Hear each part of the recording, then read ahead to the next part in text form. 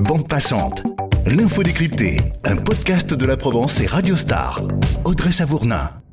23h30, cité du Castellas, dans le 15e arrondissement de Marseille. 2 morts, âgés de 21 et 23 ans, 3 blessés, atteints par des rafales de Kalachnikov lâchées à l'aveugle à proximité d'un point de deal. 23h45, avenue de la Padoine, à moins de 500 mètres, aux Égalades, 6 personnes visées au fusil d'assaut et à l'arme de poing. Minuit 40, rue Vincent Leblanc, à la Joliette, dans le 2e, 3 ados de 14, 15 et 16 ans, ciblés devant un snack, un mort, le plus âgé, 2 blessés, dont un très grièvement. Le bilan de la nuit de dimanche à lundi est particulièrement lourd. Il positionne Marseille à nouveau en place forte des règlements de compte, en zone de non-droit gangrénée par l'ultra-violence et la puissance des réseaux de drogue. Que fait la police ? C'est le thème de ce nouvel épisode de Bande passante.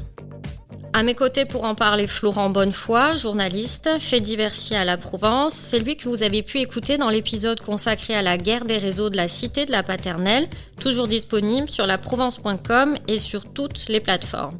Avant toute chose, Florent, que sait-on des victimes et des tueurs ? Déjà, on en a énormément en une seule nuit, ce qui est probablement une première, et des gens de tous les âges, surtout voire des très jeunes, et de tous les profils. On a des gens qui sont absolument pas connus, des gens qui ont des casiers déjà, des antécédents judiciaires plus fournis, et de l'entre-deux marseillais, du minot qui fait un peu du deal, qui est un peu connu stup, mais de l'adolescent ou du jeune majeur qui a un profil qu'on retrouve régulièrement dans le trafic, mais un profil de petite main. On peut différencier les profils en fonction des lieux des fusillades ? On peut en différencier deux. Il y a celle du Castellas qui s'étend sur 500 mètres aux Égalades, et une deuxième scène 45 minutes plus tard dans le quartier de la Joliette, où là on a 3 adolescents qui sont pris pour cible devant une alimentation. Alors il n'y a pas de lien établi, la procureure le rappelait hier, il n'y a pas de lien formellement établi entre les deux scènes. Les deux affaires sont même un peu trop rapprochées, on peut éventuellement parler de coïncidence, ça s'était déjà produit en 2021 à l'été, en pleine guerre entre les Blacks et les Oliviera à l'époque. En août 2021, il y a 2 séries de règlements de compte à 45 minutes d'intervalle entre la Marine Bleue et les Chartreux. On en est venu à la conclusion que c'était probablement une coïncidence. En gros, les 2 équipes avaient décidé de s'en prendre l'une à l'autre la même nuit, mais c'est pas un match aller, un match retour comme on dit, probablement. Est-ce qu'on peut présager qu'il y a malgré tout, dans tous les cas, un lien avec la guerre dite de la Paternelle ? Alors la première scène de crime, elle est au niveau de la cité du Castellas. C'est une cité qui a déjà été le théâtre de fusillades et qui a même connu 3 décès en 2022, en mai, en juin et un autre en décembre dernier, donc c'est assez récent. C'était là absolument pas lié a priori au conflit en cours à la Paternelle qui couvait pour l'heure, mais c'était un conflit purement interne à cette cité qui est également touchée par le trafic de drogue, avec des réseaux qui sont plus proches des gens du voyage. Sur la deuxième scène de crime à la Joliette, ce sont des adolescents, donc on est entre 14, 15 et la personne décédée allait avoir à peine 17 ans, elle avait 16 ans au moment des faits. C'est pas des caïds, il y en avait 2 seulement qui étaient connus pour des faits tout à fait, on va dire, classiques de trafic de stupes de bas niveau, pas des gens qui sont une cible qu'on va chercher habituellement avec une arme hors de leur cité, à des endroits qui sont éloignés d'un plan stup. Ça se passe à la Joliette, dans le centre-ville, pas devant un commerce, pas du tout sur un point stup dans une cité. On peut penser que ils étaient ou l'un d'eux était ciblé, sauf erreur de cible. On peut penser qu'on est venu les chercher, ce qui donne déjà, ce qui est un peu glaçant, parce qu'on vient chercher un adolescent de 16 ans, si c'est le cas. Sur les 3, il y en a 2 qui sont connus pour des affaires de stupes mineures, on va dire, et l'un d'eux, d'après un proche, quelqu'un qui se présente comme une proche sur la scène de crime dans la nuit, elle explique que l'adolescent de 16 ans a été impliqué dans le trafic à la Paternelle. Il est allé se vendre, on va dire, à la Paternelle. Il est allé servir de petite main sur la cité de la Paternelle et il en était revenu. Il s'était mis au vert depuis. C'est le seul lien concret éventuel qui reste à vérifier évidemment entre cette affaire-là à la Joliette et la cité de la Paternelle et la guerre actuelle pour le contrôle de cette cité entre ces deux réseaux. Est-ce que vous pourrez rappeler en quelques mots ce qui se passe à la Paternelle justement ? Donc la Paternelle, c'est une des cités au niveau des arts navaux qui est proche d'une sortie d'autoroute, qui est super bien placée. D'ailleurs, il y a le marché d'intérêt national juste en face. Donc c'est bien le signe que l'emplacement est idéal pour commercer. Et c'est l'une des cités probablement les plus rentables de Marseille, du fait de cet emplacement, aussi parce qu'elle avait une réputation pour la qualité du produit qu'on y vendait. Elle n'a pas eu de problème d'approvisionnement pendant le confinement, ce qui explique aussi qu'elle se soit démarquée. Sur cette cité, il y a eu jusqu'à 4 points de deal gérés par 4 réseaux différents. Aujourd'hui, il y en a essentiellement 2 qui sont tenus par 2 réseaux différents et qui se font la guerre depuis essentiellement début du mois de février. Ils se font une guerre quotidienne, soit à la Paternelle, soit dans des cités qui sont affiliées. Par exemple, les Micocouliers, la Cabucelle, aux Tourmarines, ou à Fond-Vert. C'est d'autres points d'île qui sont affiliés, par exemple, au point, on parle du plan du haut, et le plan du bas, qui est la Fontaine, qui était le plus ancien. 14, 15 et 16 ans, pour les victimes de la Joliette, c'est évidemment très jeune. Mais ce n'est pas la première fois que des ados sont visés. On voit depuis plus d'un an maintenant que les âges des victimes et même des tueurs baissent. On a des gens de plus en plus jeunes, on dépasse rarement la vingtaine d'années, et même sur le trafic, les petites mains du trafic sont de plus en plus jeunes. Encore hier soir, moins de 24 heures après les fusillades, potentiellement en lien avec la Paternelle, mais c'est pas avéré, à la Paternelle, il y a un équipage à 20 heures qui interpelle un adolescent de 16 ans avec 850 grammes de cannabis sur lui et une trentaine de grammes de cocaïne.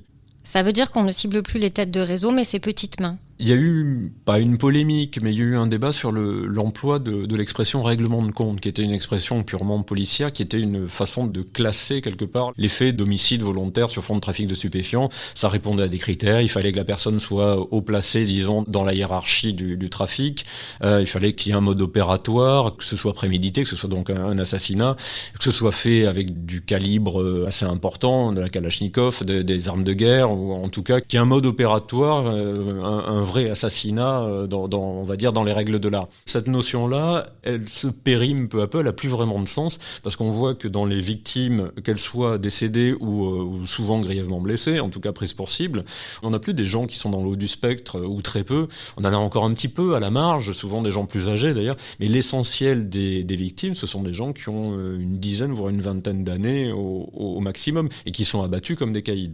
Et en fait, on assiste un peu à la fin du règlement de compte, c'est-à-dire que c'est plus les personnes en tant que telles pour leur position dans le trafic qu'on prend pour cible, mais ce qu'elles représentent. On leur tire dessus parce qu'elles se trouvent sur un point de stup qui appartient à l'ennemi, parce qu'elles représentent le réseau ennemi, pas parce qu'elles sont élevées dans la hiérarchie, mais simplement parce qu'elles travaillent pour le réseau adverse. Et parce qu'elles sont plus exposées aussi. C'est les premières lignes, c'est un peu la chair à canon. C'est elles qui faisaient déjà les frais des descentes de police, qui finissaient en comparution immédiate parce que c'est celles qui sont exposées. Les cadres sont beaucoup plus difficiles à attraper parce qu'ils sont souvent physiquement absents des points de stup. Ils sont beaucoup plus loin. Même à l'étranger. Voire à l'étranger.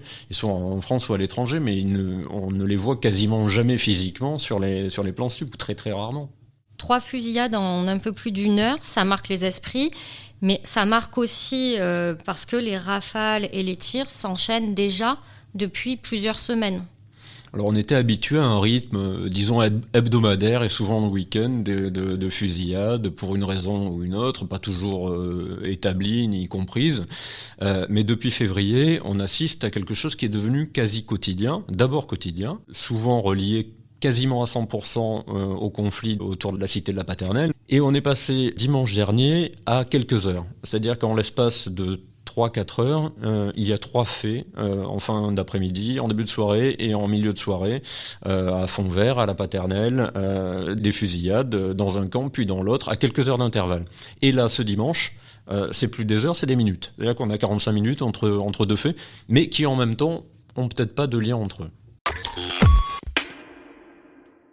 La préfète de police Frédéric Amieri, comme la procureure Dominique Laurence, ont parlé de vendetta. Des compagnies de CRS ont été redéployées dans les cités les plus touchées ces derniers jours. La CRS 8 a été rappelée en renfort. Elle était déjà venue en février sans vraiment obtenir de résultats. On sait en même temps, vous venez de le dire, que la guerre de la paternelle, c'est aussi une guerre qui se mène dans de nombreuses autres cités, voire à l'extérieur des cités. Qu'est-ce qu'on peut attendre finalement de ces interventions-là ? Alors les CRS, le déploiement des CRS dans les quartiers nord, c'est quelque part une expérimentation qui est menée depuis 2 ans, que la préfète de police a appelé le pilonnage, qui sur le principe consiste à aller harceler les points de vente et les dealers pour maintenir une pression, pour éviter quelque part que les chiffres d'affaires deviennent trop importants pour avoir des conséquences en termes de corruption et autres. Il faut maintenir une pression parce que le risque, c'est d'avoir des situations hors de contrôle. Le problème, c'est qu'on reste pas dans du maintien de l'ordre, mais dans de la présence. On déstabilise les trafics, on gêne le deal, on fait de la présence, on rassure les habitants, parce qu'il y a quand même des habitants dans ces quartiers, il n'y a pas que du trafic de drogue. Mais les réseaux, eux, s'adaptent. Dès que les CRS sont partis, les CRS ne sont pas là, demeurent. On ne peut pas occuper une centaine de points de deal simultanément, même avec 3 compagnies de CRS, c'est impossible. Et les CRS se tournent, donc on essaie d'optimiser les descentes, une demi-heure là, sachant qu'une fois que les CRS arrivent, le trafic s'arrête. Mais ensuite, ils peuvent rester tant qu'ils veulent, le trafic reprend ailleurs, et c'est le jeu du chat et de la souris permanent. Donc ça reste important, mais ça n'empêche pas un règlement de compte ou une fusillade en plein milieu de la nuit, que ce soit dans le centre-ville, dans un quartier où forcément ils sont pas là. La CRS 8, c'est une unité qui est spécialisée dans les violences urbaines. Or, s'il y a une ville en France où il n'y a pas de problème de violence urbaine, c'est Marseille. C'est pas une unité qui va faire de l'enquête, qui fait même du maintien de l'ordre.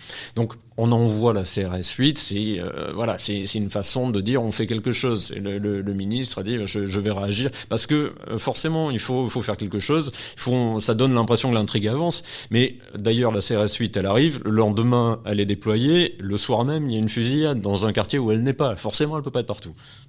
La préfète de police elle-même ne se fait pas trop d'illusions, décidée à assécher encore ses points de deal pour qu'il n'y ait plus rien à se disputer à la paternelle, je la cite. Elle reconnaît que les CRS déstabilisent le trafic, rassurent les habitants, mais ça ne fait pas tout, dit-elle.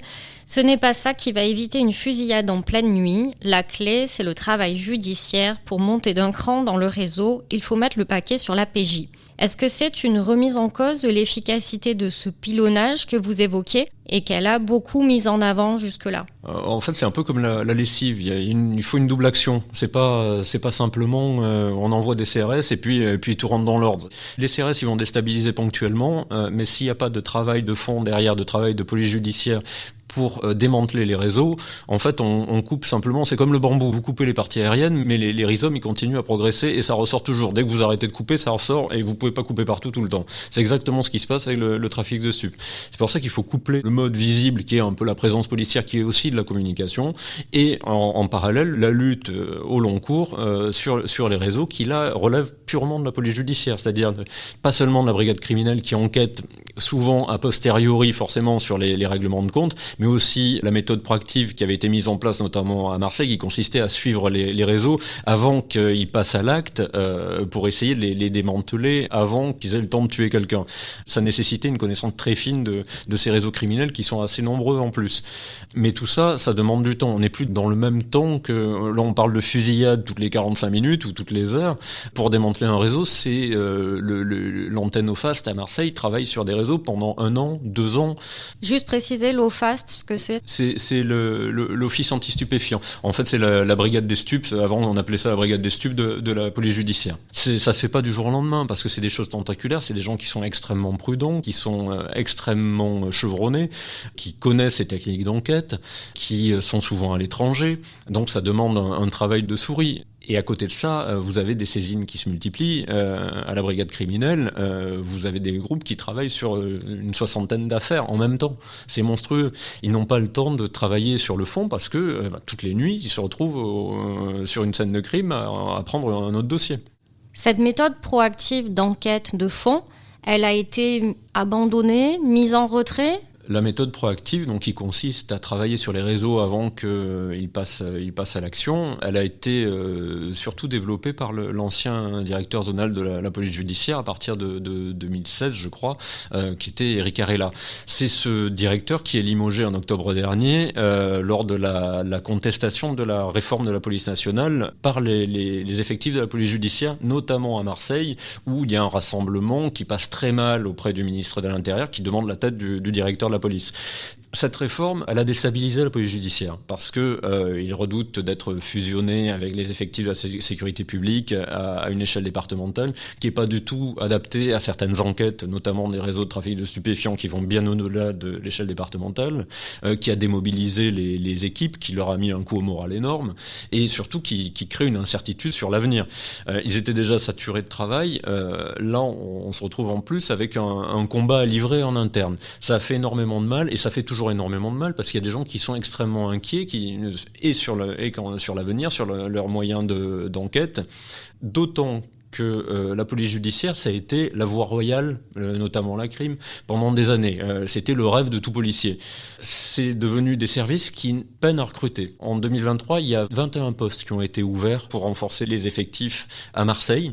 Ces postes, pour l'instant, il y en a 11 qui ont été attribués, notamment à la BRI, la brigade de recherche et d'intervention. C'est la brigade qui effectue les filatures, qui les interpellations délicates, qui va casser des portes le matin.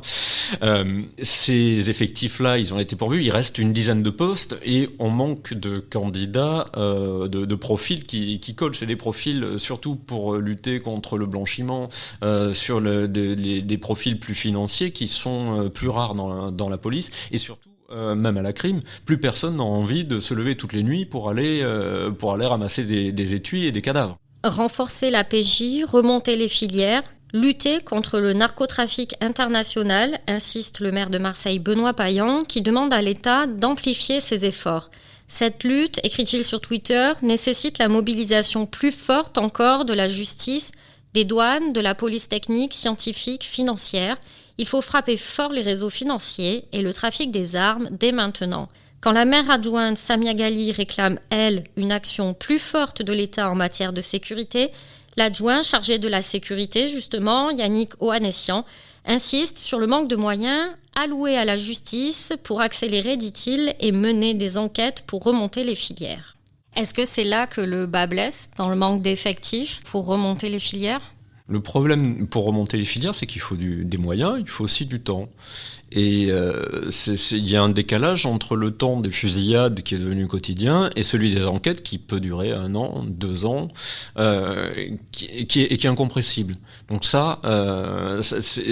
là aussi que les moyens dans les cités peuvent permettre de mettre une pression. Mais là, on a affaire à un conflit qui, de toute façon, est hors de contrôle quelque part, parce qu'il va y avoir, et il y a encore, malgré les moyens, des fusillades, et il y en aura encore, plus personne ne se risque à dire on va calmer les choses. C'est pas la première guerre sur fond de stup à Marseille. Il y en a eu les dernières à l'été 2021, il y en avait 2 simultanées.